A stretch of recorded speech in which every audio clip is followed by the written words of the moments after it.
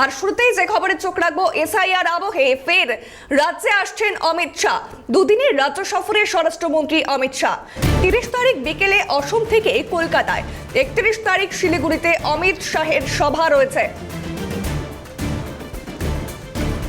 এই সমস্ত বিষয় নিয়ে আরো বিস্তারিত জানবো। টেলিফোন লাইনে রয়েছে প্রতিনিধি রেশমি। রেশমি, এই বিষয়ে কি আপডেট পাওয়া যাচ্ছে এই মুহূর্তে? দেখো, কিছুদিন আগে রাজ্যে এসেছিলেন নরেন্দ্র মোদীর সভা ছিল এই রাজ্যে।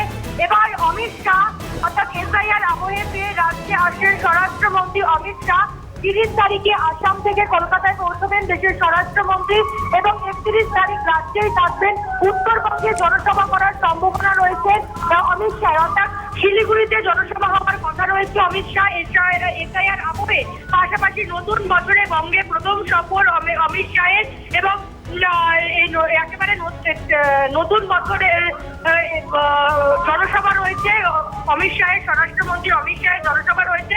তিনি 30 তারিখে কলকাতায় এসে পৌঁছবেন এবং 31 তারিখ শিলিগুড়ি চলে যাবেন, একেবারে উত্তরবঙ্গে যেখানে বলা হয় অর্থাৎ উত্তরবঙ্গ বিজেপির শক্ত ঘাঁটি বলা হয়, সেখানে জনসভা করবেন অমিত শাহ। সূত্রের খবর সেখানে তিনি জনসভা করবেন।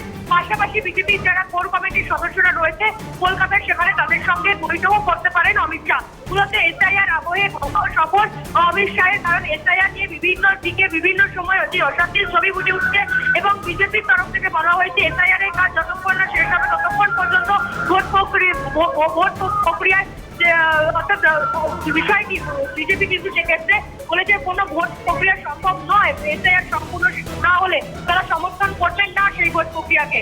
অর্থাৎ রাজ্যে অমিত শাহ আসছেন, যে 30 তারিখ অমিত শাহ রাজ্যে আসছেন, অসম থেকে কলকাতা এসে পৌঁছবেন এবং 31 তারিখ তারা শিলিগুড়িতে জনসভা রয়েছে বলেই সূত্রের খবর। বেশ বেশ, সঙ্গে থাকো রেশমি, আবার আসবো তোমার কাছে। মঙ্গলবার সভাপতি পদের দায়িত্ব নেন নিতিন নবীন। দায়িত্ব গ্রহণের পরে বাংলা থেকে শুরু রাজ্য সফর। সবকিছু ঠিক থাকলে 27 জানুয়ারি কলকাতায় আসবেন নিতিন। 28 জানুয়ারি বর্ধমান দুর্গাপুরে সভাও করতে পারেন তিনি। ওই দিনই রাজ্য বিজেপির শীর্ষ নেতৃত্বের সঙ্গে বৈঠকও সারবেন। এ বিষয়ে আবারও চলে যাব রেশমির কাছে। রেশমি, নিতিন নবীন আসার যে সম্ভাব্য তারিখ ইতিমধ্যেই ঠিক হয়েছে, কি কি কর্মসূচি থাকছে তার? নিতিন নবীনের বঙ্গ সফর এই প্রথম, অর্থাৎ তিনি কিছুদিন আগে সর্বভারতীয় বিজেপির সভাপতি হিসেবে দায়িত্ব নিয়েছেন এবং তারপরই তার বঙ্গ সফর।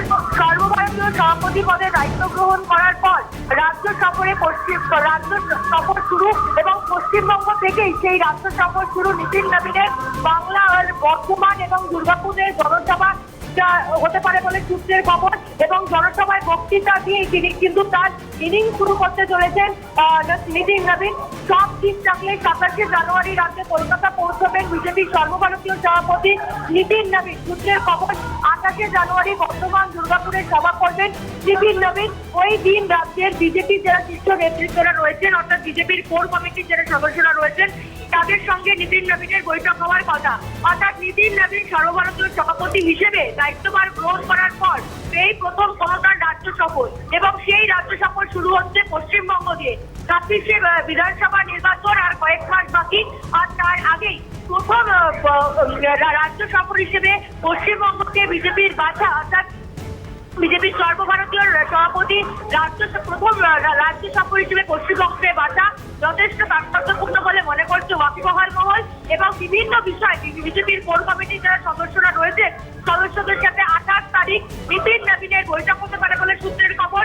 মূলত এসআইআর ইস্যু থেকে শুরু করে একাধিক ইস্যুতে এই বৈঠক হতে পারে বলে সূত্রের খবর। পাশাপাশি বর্ধমান এবং দুর্গাপুরে তার জনসভা রয়েছে, সেখানে তিনি বক্তৃতা দেবেন এবং সেখান থেকেই একেবারে তিনি বিজেপির সর্বভারতীয় সভাপতি হিসেবে একেবারে ইনিংস শুরু করতে চলেছেন বঙ্গ সফরের মাধ্যমেই।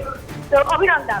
বেশ, ধন্যবাদ রেশমি সঙ্গে থাকার জন্য। এবং এই বিষয়ে মোদি আসছেন, অর্থাৎ মোদি আসছেন, শাহ আসছেন, এবার নিতিন নবীন আসবেন। বাংলাকে বাংলাদেশ হতে দেব না, পশ্চিমবঙ্গ বাংলাদেশ হবে না, এটাই বিজেপির শপথ। মন্তব্য বিজেপি নেতা রাহুল সিনহার, কি জানিয়েছেন শুনবো। বারবার ছুটে আসছে, স্বরাষ্ট্রমন্ত্রী এসছেন, রক্ষা মন্ত্রী আসবেন, আরো বিভিন্ন নেতা মন্ত্রীরা আসবেন এবং আমাদের কেন্দ্রীয় সভাপতি দায়িত্ব পেয়েই সরাসরি বাংলামুখী হয়েছেন তার কারণ একটাই, বাংলাকে বাংলাদেশ হতে দেব না, পশ্চিম বাংলা বাংলাদেশ হবে না, এটাই বিজেপির শপথ। এবং নিতিন নবীনের এই সভা ঘিরে রাজ্য বিজেপির সভাপতি শ্রমিক ভট্টাচার্য কি জানিয়েছেন শুনবো। ভারতীয় জনতা পার্টি এবং তার আগে ভারতীয় জনসংঘের জন্মই পশ্চিমবঙ্গের মাটিতে। দীর্ঘদিনের আমাদের স্বপ্ন যে গঙ্গোত্রী থেকে গঙ্গাসাগর শ্যামাপ্রসাদ মুখার্জির মাটিতে শ্যামাপ্রসাদ মুখার্জির সরকার তৈরি হবে। আমাদের নতুন সভাপতি নিতিন নবীনের নেতৃত্বে। তো স্বাভাবিকভাবেই যে রাজনৈতিক দলের যাত্রা শুরু হয়েছিল এই পশ্চিমবঙ্গের মাটি থেকে, সেই জন্য তার প্রথম রাজ্য সফর শুরু হচ্ছে পশ্চিমবঙ্গ থেকে। ভারতীয় জনতা পার্টি এবং এ বিষয়ে পাল্টা তৃণমূল মুখপাত্র কুণাল ঘোষের কি বক্তব্য শুনবো। হাত এসছে গেছে, আমরা অনেক রকম হাত দেখেছি, ফলে নতুন এ করার কোনো মানে হয় না। নিতিনের হাত ধরে আসবে মানে দেখুন, নিতিন উনি নতুন সভাপতি হয়েছেন, যে কোনো দলে কেউ হতে পারে, তো বিজেপিতে উনি নতুন সভাপতি হয়েছেন, সামনে বাংলায় ভোট আছে, ওনাকে সবাই রিকোয়েস্ট করেছে, কিছু ভুল তথ্য দিয়েছে, একটা ভুল ধারণা দিয়েছে একটু ভালো বিজেপি করতে পারে, এই সব এখানকার নেতারা গিয়ে সব ভুল ধারণা দিয়েছে। উনি যে উৎসাহ নিয়ে আসছেন, ভোটের পর আর সেই উৎসাহ থাকবে না, এটা আমরা অতীতেও দেখেছি, এ নিয়ে কোনো সমস্যা নেই। তো নিতিনের হাত ধরে আসবে মানে কি, তার মানে একটা জিনিস হলো, এই যে শ্রমিক ভট্টাচার্য বললেন যে নিতিনের হাত ধরে আসবে, তার মানে উনি বুঝিয়ে দিলেন নরেন্দ্র মোদী এবং অমিত শাহ এতদিন ধরে যে তারা ভোটের আগে যাতায়াত করেছেন তার রেজাল্ট 0। এইটা কিন্তু শ্রমিক ভট্টাচার্য চোখে আঙুল দিয়ে দেখিয়ে দিলেন। তাহলে তো তিনি নরেন্দ্র মোদীর নাম বলতেন, তাহলে তো তিনি অমিত শাহর নাম বলতেন। তার মানে এরা যে ভোটের আগেই যে বারবার বাংলায় সফর করেন, তাতে যে কাজ হয় না বা কাজ হচ্ছে না বা কাজ হবে না, সেটা শ্রমিক বুঝিয়ে দিলেন নতুন সভাপতির হাত দিয়ে হবে বলে। এটা হচ্ছে ওনাকে একটা খুব একটা ভুলভাল বুঝিয়ে রাখা, যে আমরা একটু এ করব, ভোটের পরে দেখবেন নতুন সভাপতিরও সমস্ত উৎসাহ আগ্রহ সব বাংলা থেকে চলে গেছে।